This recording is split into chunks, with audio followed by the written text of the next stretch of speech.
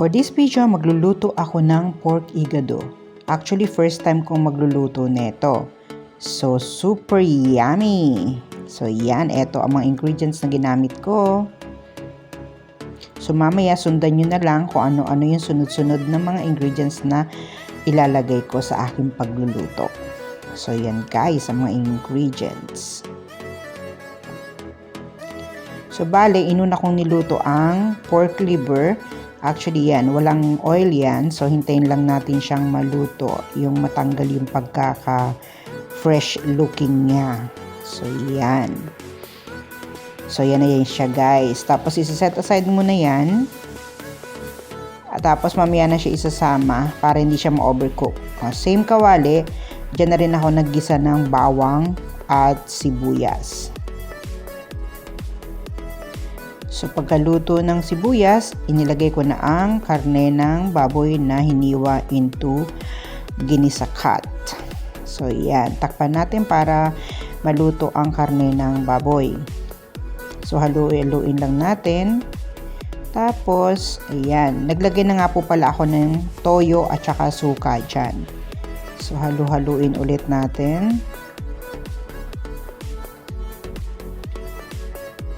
Ayan, hanggang ma-spread ang toyo at suka evenly. Tapos siya, nagdagdag na tayo ng tubig. Depende sa inyo guys kung gusto nyo may konting sabaw or tuyo ang inyong igado. So, nilagay ko muna ang patatas kasi yan yung medyo matagal maluto. So, haluin lang natin. Tapos, nagdagdag din ako ng seasoning granules para mas masarap at malinamnam ang ating pork igado. Naglagay din ako ng pork cubes. Ayan, haluin para mag-mix ang lasa ng seasonings at ng karne at gulay. So, yan. Pagkakulo, 10 minutes po pala yan na tinakpan. Inilagay ko ang carrots. So, yan. So, saglit lang nating lulutuin ang carrots para half cook, para medyo crunchy pag kinain siya mamaya. So, yan guys. Nagdagdag na ako ng paminta at chili flakes para may konting anghang ang ating igado. So, syempre, puro halo lang yan. Kada dagdag ng ingredients, halo lang na halo guys para ang lasa is mag-even sa niluluto. So, ayan. Dinagdag ko na ang sinet aside natin na atay ng baboy.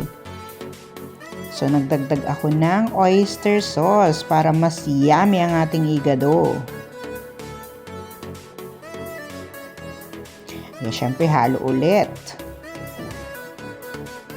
Dinagdag ko na ang green peas. So, ayan.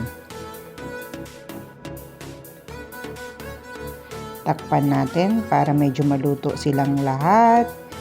Tapos, mamaya, ilalagay na natin ang dahon ng laurel. So, yan. Para mas mabango ang ating igado. At dinagdag ko na rin ang yellow bell pepper.